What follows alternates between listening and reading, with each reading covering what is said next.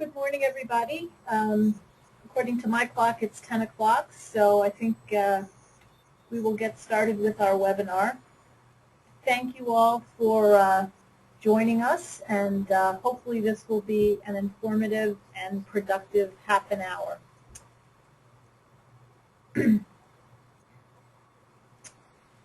This is the second in a series of 10 webinars about GP 2013 that's being presented by pretty much the entire team here at the CriticalEdge Group. I can see that many of you guys are our clients, but we also have some new folks, and I would like to welcome you all. We've put together this series with a single goal, which is to really help you leverage your investments in the GP software and in your staff. You know, obviously, to run a business, you need software, but the software represents a cost, and to run a business, you typically need staff, and that represents a cost. So it makes sense to do everything possible to get the most benefit out of the investments that you've had to make, and that's what we've tried to structure this webinar series about.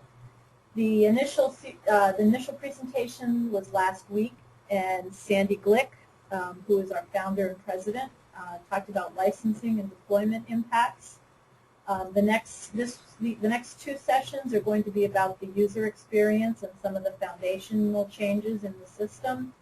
And then we'll have a session about each of the different functional areas to talk about some of the specific improvements and new functionality in each of those areas.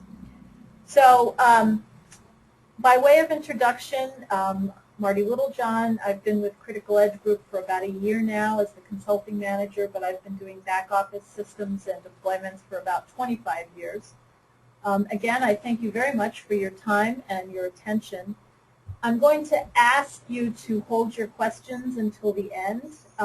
We've tried to structure these sessions to be fairly short and sweet. We're happy to take questions, you know, at the end, one-on-one, whatever makes the most sense, but I'd rather hold them and make sure we get through the material. Because we're using the GoToWebinar, you will all be muted, so you don't have to worry about that. And we are also recording this session and recording all of the sessions. So hopefully you're going to find some things that you want to follow up on and that you may want to learn more about.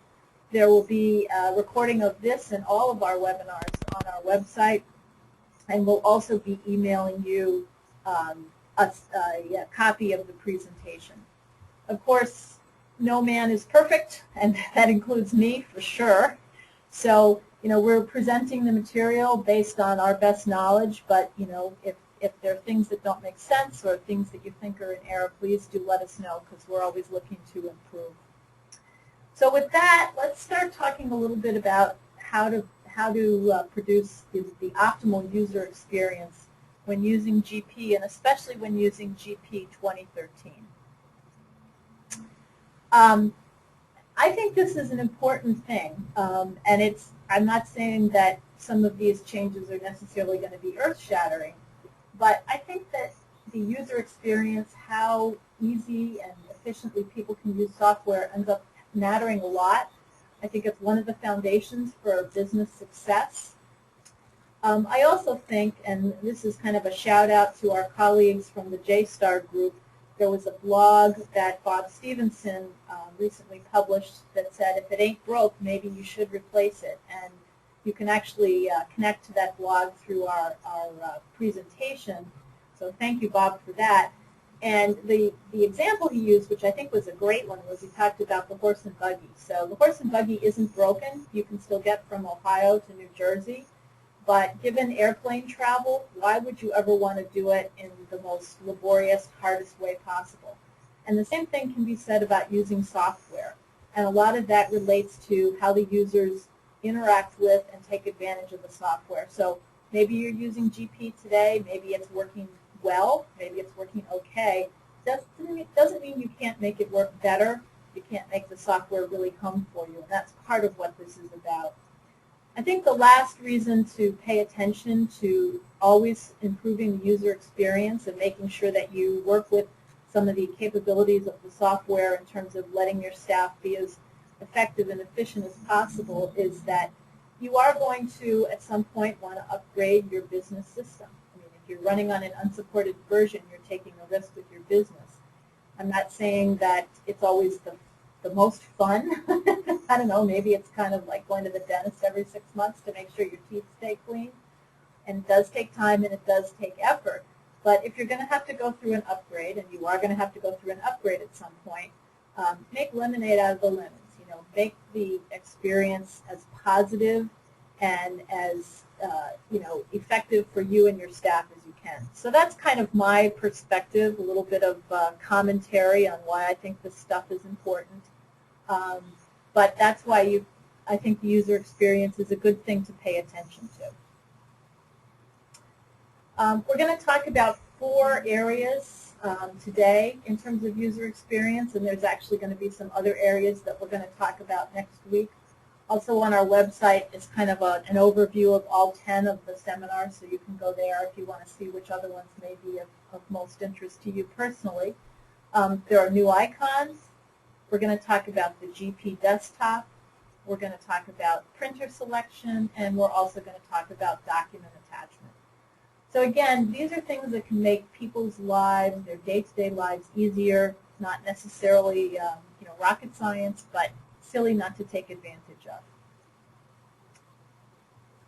To begin with, there are some new icons in GP, and we all know a picture's worth 1,000 words, right?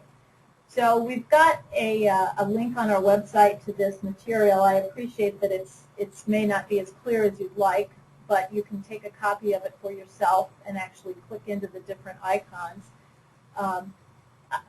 I think as people become more and more used to working with graphical software and even just have grown up with software, they're very icon focused. So it's always nice to say, oh gosh, what do these new pictures mean and how do I use them?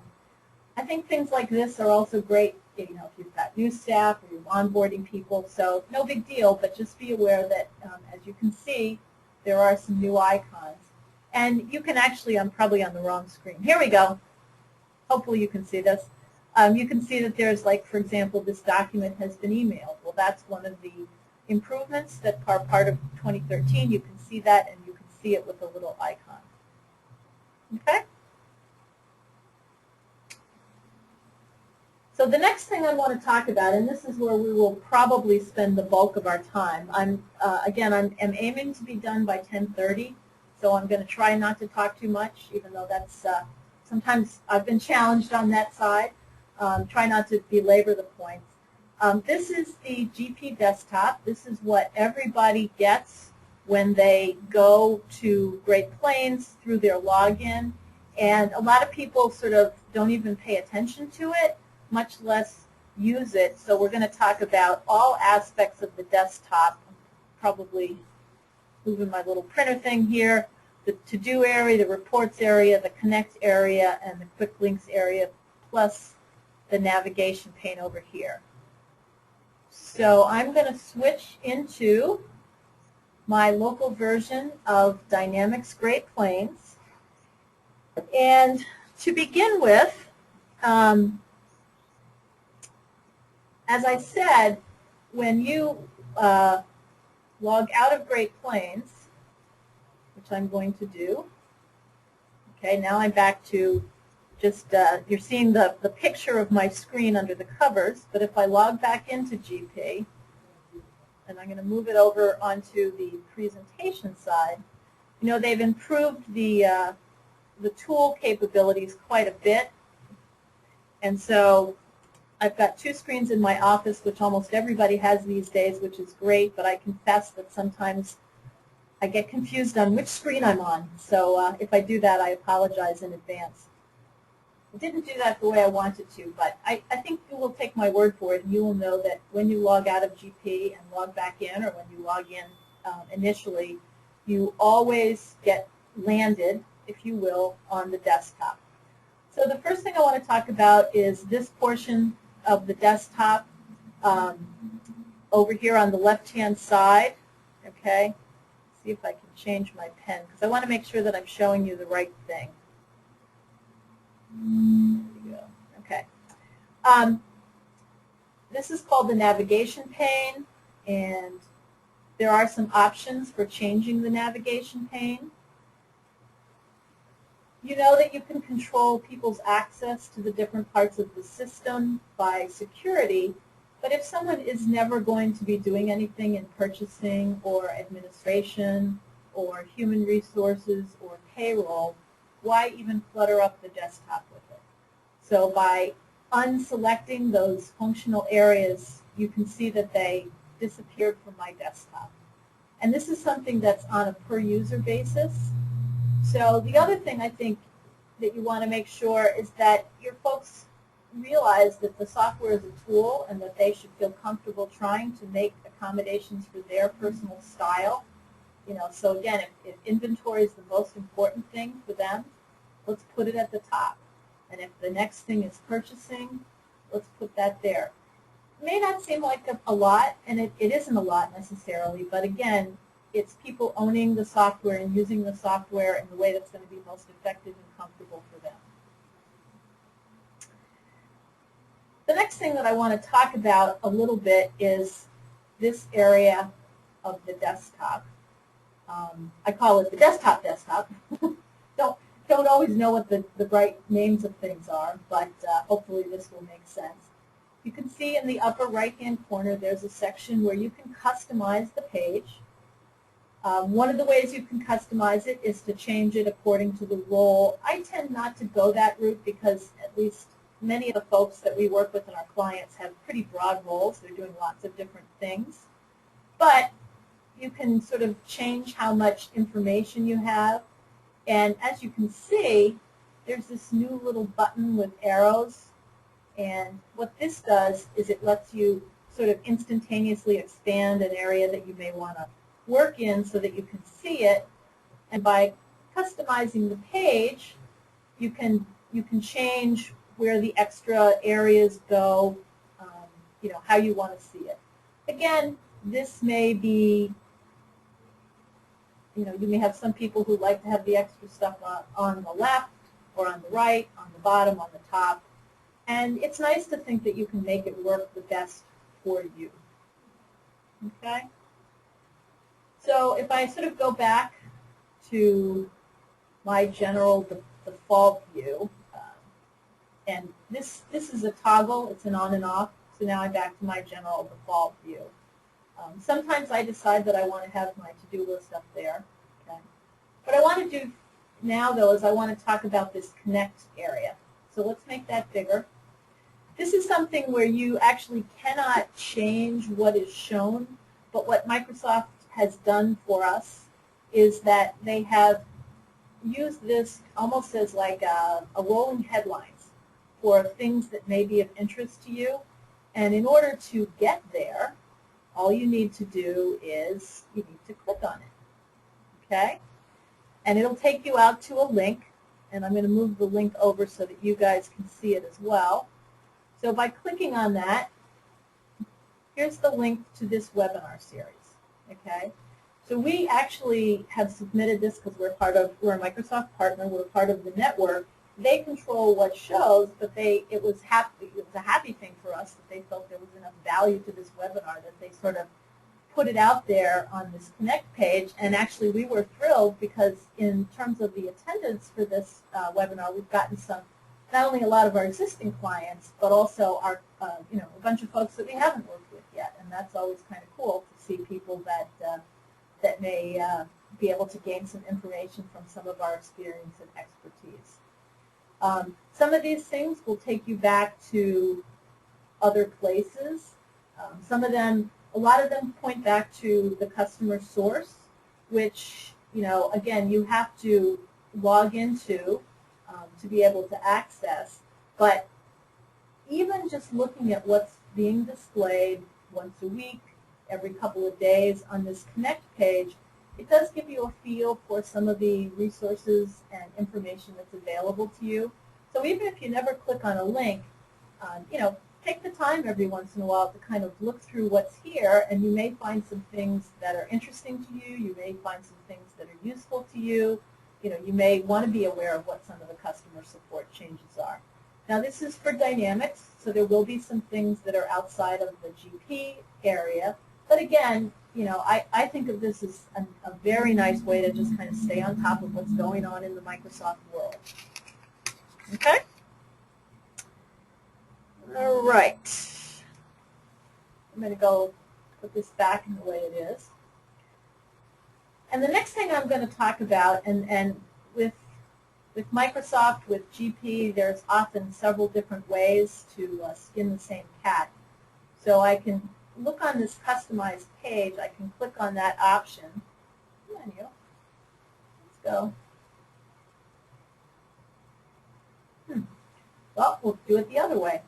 You can see that in all of these areas, not only is there the ability to expand the tile that you're working on, you can also close up the tile. That's pretty consistent. There is help, okay, which, again, I'm not saying the help is perfect, but it's good to know that it's there, and it may give you a way to start trying to answer your questions. But the button that I want to talk about is this change details. So this is the equivalent, really, of your edit button, okay? So the quick links is sort of the new version of what used to be over here on the screen in the shortcuts area. And what it is you can think of it in some ways as a very, very rudimentary almost workflow. You can add in the windows, the web pages, even external programs and files that you need to use and go to on a regular basis, so that you can sort of do your job by starting at your desktop and not having to go up and find the transaction by going in here and going in here, or going down here to the area and going through the screen. So it's a shortcut. It's a way to try to make it easier for you. As you can see on this, just I sometimes forget to refresh. Go here for now. What I've done with the weather here, and again, these, like I told you, technology can be a great thing, but sometimes I get goofed up on it. So I put a link to the weather. Okay, I want to go to the weather. A more relevant business application might be that if you want to close this down, close this down. So if I go here, the way I did that, and I don't know why I'm not getting this to come up. Let me take a quick look. I see. Because I lost my window. It's on my toolbar. The way I got this to come up was I went into Add, and I said I wanted to go to a web page. Now let's say that you're somebody who needs to check currency conversion rates, okay? And I happen to know that I can go to this address. Okay, and I hit OK. So now I've got a rate check. If I come back here and I refresh my page, now I've got my rate check here. Okay, so it wasn't really very hard to add things that are useful to me. And now what happens is I'm going to this, and this is a pretty well-known currency exchange rate site. So again, the whole idea is to be able to make these quick links work for you. Now this is good old Fabricam. This is what you get when everybody can have Fabricam as part of their GP. You may still have it around in your installation. You may not. So that's why some of these are. But again, you know, if I need to go to other parts of the system, including reports, including whatever I want, I can get there pretty easily. So no here. Let's pick a better one. Oops. I mistakenly logged out of GP. Sorry about that. Hang on one second.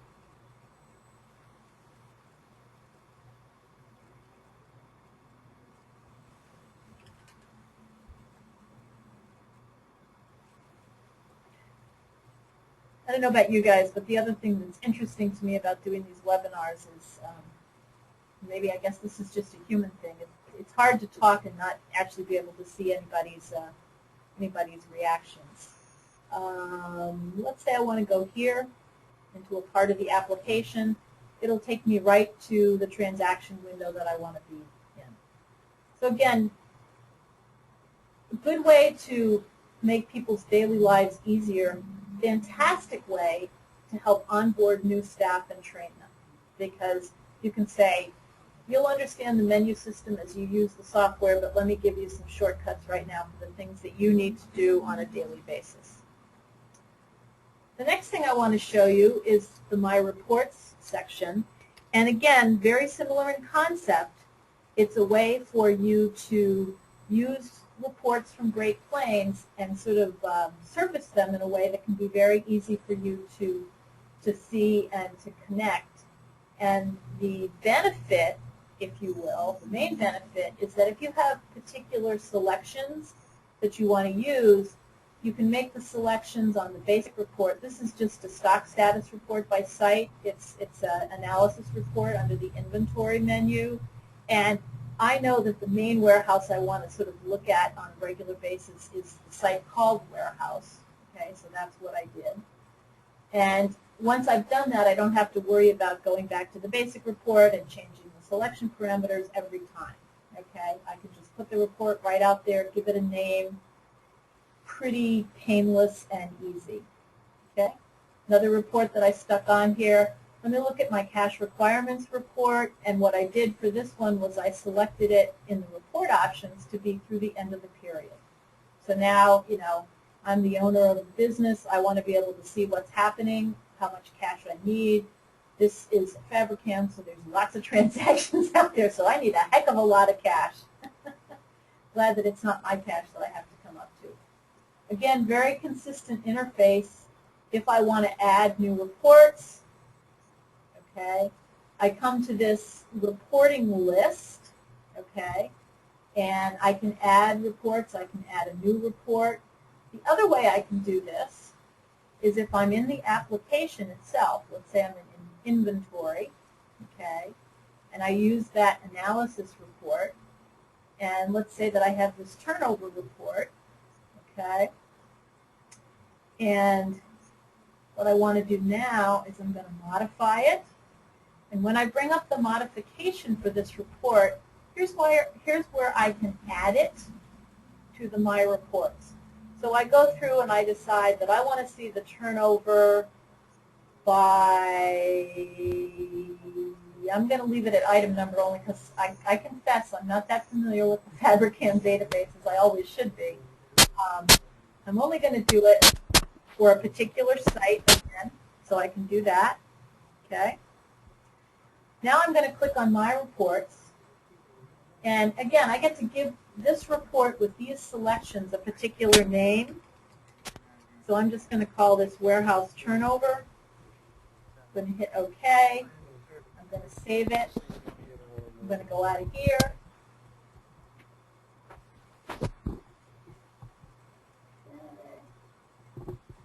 Go back to home.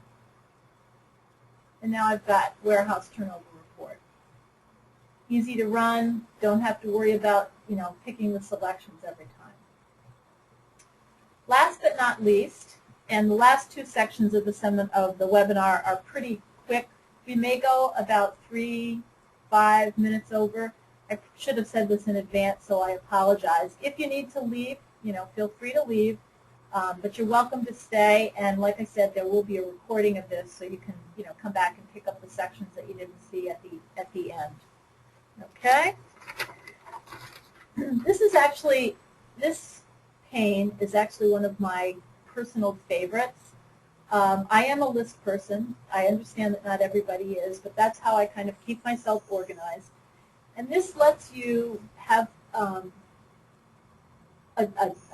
taskbar, a dashboard, a way to help keep you organized in your daily activities that are with Great Plains. So there are reminders and there are tasks, okay? If I use my change details, I can actually go see the tasks that I have right now. And I'm going to click on this to open up the specific task. And this task is check for payroll tax updates, okay? And this is a standalone task. It's not linked to a Dynamics window. It's not linked to a web page. It's just a reminder. Now, what's kind of neat about this is that I can set up tasks so that they recur, okay, so that I remember to do them as I need to remember to do them. And this is set up to recur on the third Monday of every quarter, okay?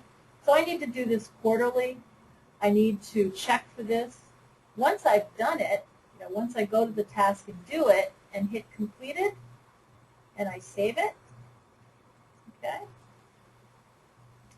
I'm going to click there, get out of that task, and when I go here, okay, the due date is the 15th. I've sort of already done it for this month. And you can have it so that the monthly recurrence brings the task back. And this one is actually an easier one to show you. So this is going to involve some time travel, so hang in there. This is the 12th of April 2017 in this system. I'm going to bring it back just because I find it easier to deal with dates and times that I understand. I'm going to take it back to today. Okay. So in my business, every month by about the 10th of the month, I want to go in and make sure that the payables, the payable series is closed because I don't want to process any more new invoices into the old month. I've gotten them all in. I want to close it out and prevent any mistaken postings into the prior month. So I have this reminder, and you can see that the due date is 3/4/17. I also have a recurrence on this, okay? So I've said I want to do it, and I want to do this actually. I'm going to change this to weekly. I'm going to change it to the 4th day of every month, okay? And I started in the beginning of March in 2013, and I want to keep going. And the reason that I want to show this to you is I want to show you that once I do this for this monthly task, and I say that I've done it, it now disappears, okay? But if I change my date, if we do a little more time travel, and I change this up to April 4th, so now the system thinks I'm in April 4th. Okay, I think I have to get past I didn't go far enough because I said the due date was the 4th. Let me get past the due date. Not to the 9th.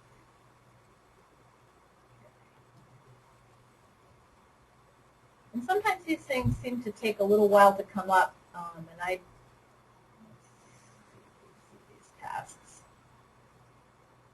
Of course, as with every demo, whatever you do perfectly the night before, you can see that these are tasks that are going to come up, and the payroll one is not going to come up until after the 15th.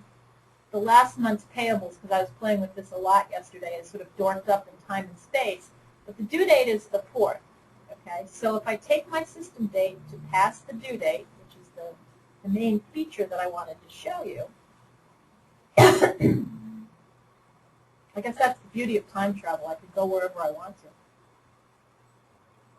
Okay, now that I'm past the due dates for the tasks that have been completed, the task reappears on my dashboard. So again, sorry for the coughing. If there's something you need to do monthly, and it's one of those things where you want to make sure you do it monthly and you don't want to have to remember to make sure you do it monthly, you can put it out there as a task. You can put it out there as a task with a recurrence. You can also assign tasks to other people, okay? So if I do a new task and I want to set up a new task, you can see that I can assign this to other users of my system.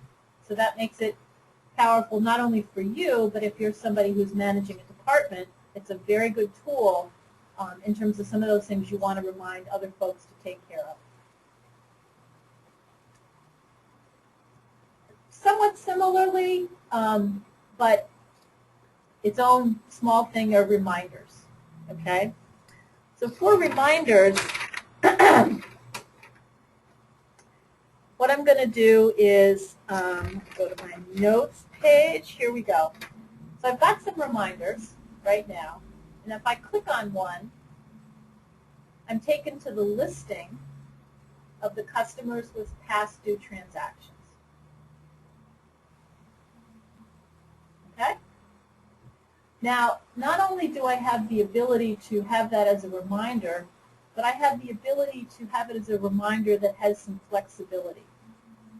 So if I go to this one and I modify it, okay, I wanted to see any past due customer transactions if the dollar amount was over $10. If there's a combination of people that owe me more than $10, I want to know about it. Maybe that's a little bit too fine of a look at my things. I'm the owner of the business. I'm pretty busy. But on by the same token, if it gets to a point where there are people who are past due and the total is more than $10,000, I want to know about it. Okay? So let's click OK. Okay. So again, nothing has changed, and you can see here what the total is. Maybe I'm a pretty big company and I really don't want to pay attention and be micromanaging my collections folks until it gets to be more than $100,000. Because that's real money in almost anybody's book. Okay? So I'm going to go here. I'm going to modify it. Now what I'm going to do is I'm going to set this up to be a limit of $100,000. I hit OK. I hit OK. I come back here and I refresh my screen. It's disappeared. So to me, the fact that you can not only have reminders and go look at the data, but you can very flexibly decide when you need to see the data so that you don't have to see it all the time for everything. You only see it when it has business relevance is the real benefit of this part of the home page. So I've already gone 2 minutes over, and I'm going to show you the other two areas of this. I guess the takeaway is, you've got the ability to make the home page work for you. Make use of it. I can even tell you that some of these things that are on the home page exist in version 2010. Okay, the version that many people are currently on. So if you think that there's benefit for you to use the home page, but you're still a little nervous about how to do it, give us a call. We're happy to sort of walk you through it. It is a very nice piece of functionality. Two other things I want to show you real briefly, and I think because a lot of you are presumably GP users, they're going to sort of make all the sense in the world to you. The first thing I'm going to show you is going to be the printer selection. If I go to inventory and I run a report, and it really doesn't matter too much which report I run. Let me take a look at what this is set up to be pulling in. We'll just run it for everything. Okay, and I hit print.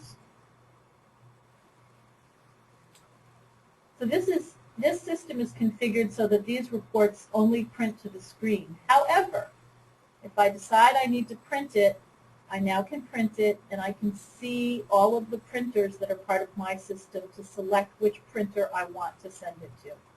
And I can't tell you how many times, you're in the middle of something. It's particularly valuable for edit lists or anything that's, probably less of a report, but more of an edit list that might disappear once it's been created and run. The fact that you can now select the printer to send it to if you want to print it is wonderful. And it's particularly helpful if folks are in a highly distributed environment, because the default printer that was set up, could be in another office. And it's like, wait a minute, I'm running this report today. I don't want it to go to the printer that's in the office 2 blocks over. I want it to go to my printer. So again, something that people have been asking for, I think, for quite a while, and can be a very helpful thing. The next thing I'm going to show you is also, again, I think pretty nice feature. And this is the document attachment feature. Okay, we're going to go to vendors, and I've got a vendor in here.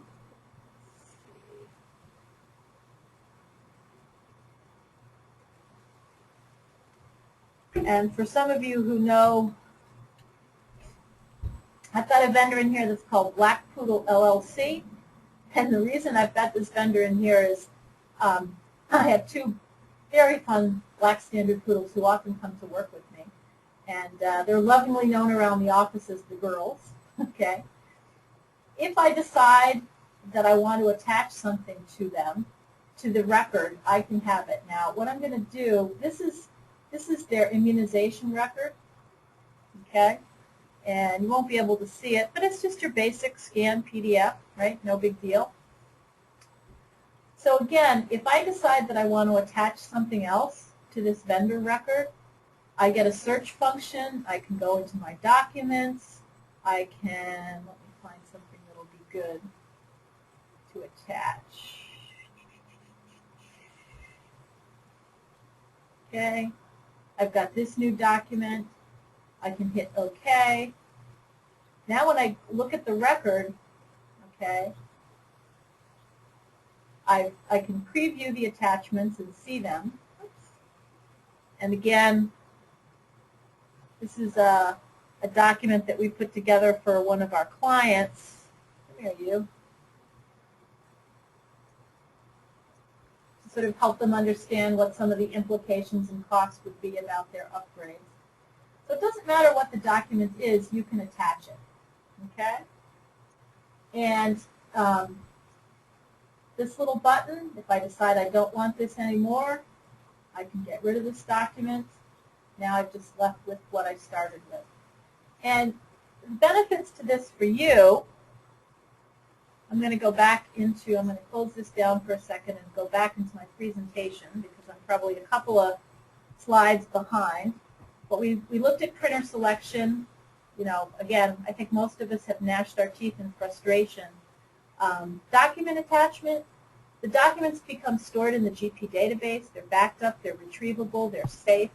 You're actually indexing the documents by attaching them to the related GP record, and it gives you some very basic document management capabilities for little or no cost. Okay? So if there are any questions, I'm going to unmute you. You can ask it. As I said, you are more than welcome to call us to do it one-on-one. You can also send it through the webinar. But before I unmute everybody and, you know, don't do the things properly, I do thank you for your time and attention and hope very much to see you at our next session. And so I am going to, let's see. Hopefully I'm going to have everybody unmuted. Scott, can you unmute people or do I need to do that? If I need to do it, you'll need to come help me do it. Again, thank you for your time and your attendance, and we look forward to making sure that you're using GP to its fullest advantage. Where is it?